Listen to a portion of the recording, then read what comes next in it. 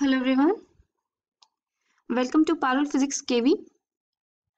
आज इस वीडियो में हम कुछ क्वेश्चंस डिस्कस करेंगे related to the topic resolution of vectors. हमने प्रीवियस वीडियो में वेक्टर्स को रिजॉल्व करना सीखा था और उसका यूज क्या है, किस तरीके की प्रॉब्लम्स एग्जाम में पूछी जा सकती हैं, वो हम इस वीडियो में डिस्कस करेंगे।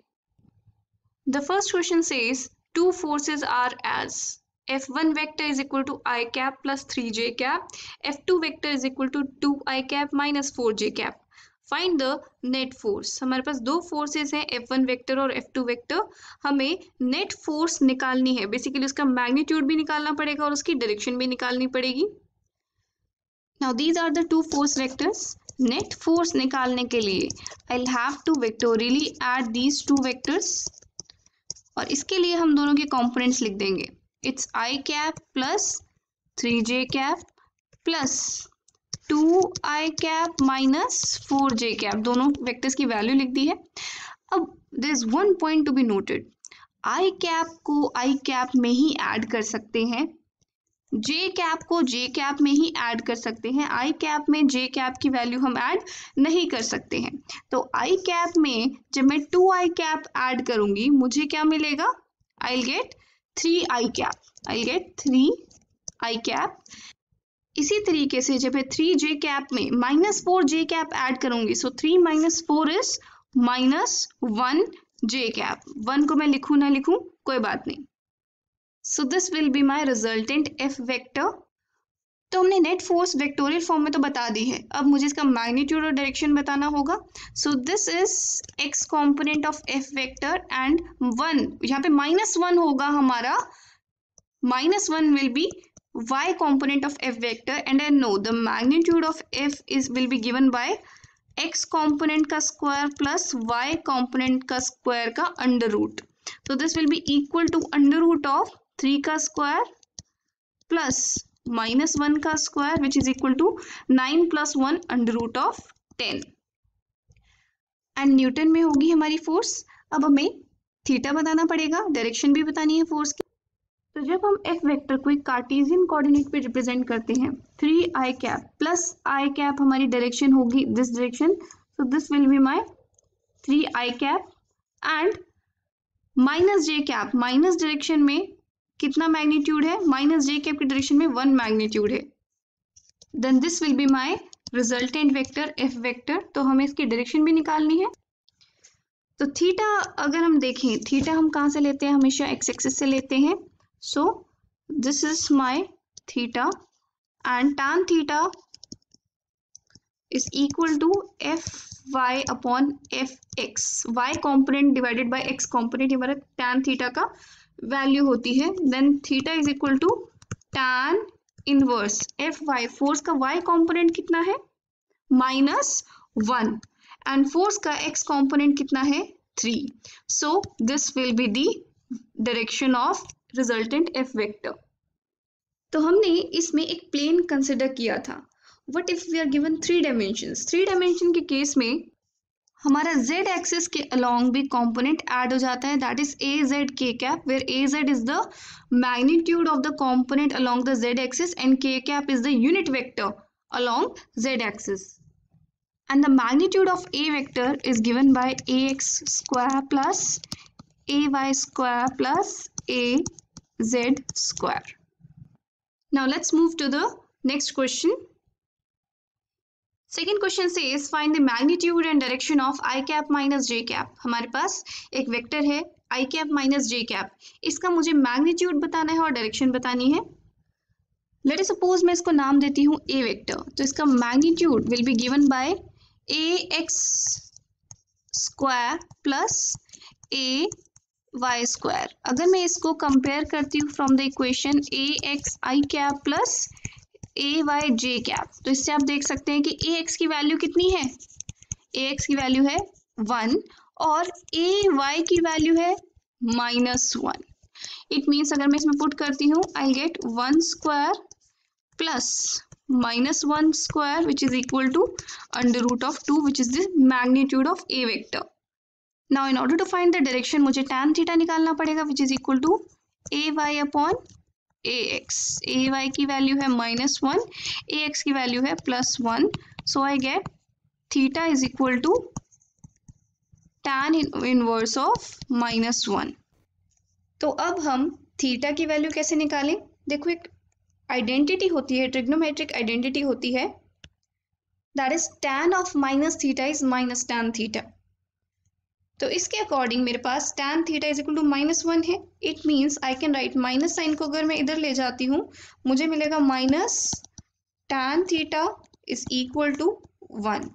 नाउ माइनस tan थीटा किसके बराबर है? मेरा tan ऑफ माइनस थीटा के। So I can write as tan of minus theta is equal to 1। Now 1 को अगर मैं tan की टर्म्स में लिखूं, I will get tan of 45 degree. tan 45 मेरा 1 के बराबर है। It means my minus theta is equal to 45 degree, और I can write theta is equal to minus 45 degree. Now हम इसके अलोंग हमेशा जीरो लेते हैं, जो एक्स एक्सिस के अलोंग हमेशा थीटा जीरो होगा। जब ये वेक्टर रोटेट करेगा तो हमारा थीटा बढ़ता जाएगा। तो माइनस मतलब हमारा वेक्टर नीचे की तरफ रोटेट कर रहे हैं, and this angle is theta is equal to minus 45 degree. अगर theta is equal to plus 45 degree होता तो हमारा ये एंगल होता। तो अगर हम एंटी क्लॉकवाइज डायरेक्शन में देखें, this angle will be my theta. ये हमारा टोटल 360 डिग्री है। 360 डिग्री में से अगर मैं 45 डिग्री माइनस कर देती हूँ, I get 315 degree, and this will be in the correct sense, that is anti-clockwise sense. So this will be my answer, that is the magnitude of a vector will be √2 and the direction will be given by theta, which is 315 degree. Now let's discuss the third question, which says given a vector is equal to 2i cap minus 3j cap plus 4k cap, find the unit vector of a vector. हमें a vector का unit vector निकालना है। अगर हमें किसी भी vector का unit vector निकालना है, उसके लिए एक बहुत जनरल टेक्निक अप्लाई करेंगे। ये जो वेक्टर है, इसको मैं क्या लिख सकती हूँ? इसके मैग्नीट्यूड और इसकी direction in a unit cap. Unit vector के साथ अगर मैं उसका मैग्नीट्यूड मल्टीप्लाई कर देती हूँ तो मुझे वो वेक्टर दोबारा से मिल जाता है। इट मीन्स अब मुझे यूनिट वेक्टर निकालना है, तो यूनिट वेक्टर निकालने के लिए मैं ए वेक्टर को डिवाइड कर दूंगी by its magnitude. Now A vector का मैं मैग्नीट्यूड कैसे फाइंड आउट करती हूँ? It's equal to ax square plus ay square plus az square. Now इसमें आप देख के बता सकते हैं कि ax की वैल्यू है +2, ay की वैल्यू है -3 एंड az की वैल्यू है +4। तो अगर हम इसमें रखते हैं, we get the answer as √29। Now we are going to find the unit vector of a vector. So I'll write 2i cap minus 3j cap plus 4k cap, and I'll have to divide it by the magnitude of a vector, which is √29. So now if I separate the terms, I'll get 2 upon √29 I cap minus 3 upon √29 j cap plus 4 upon √29 k cap. This will give me the unit vector, and this is how I will find the unit vector of any given vector.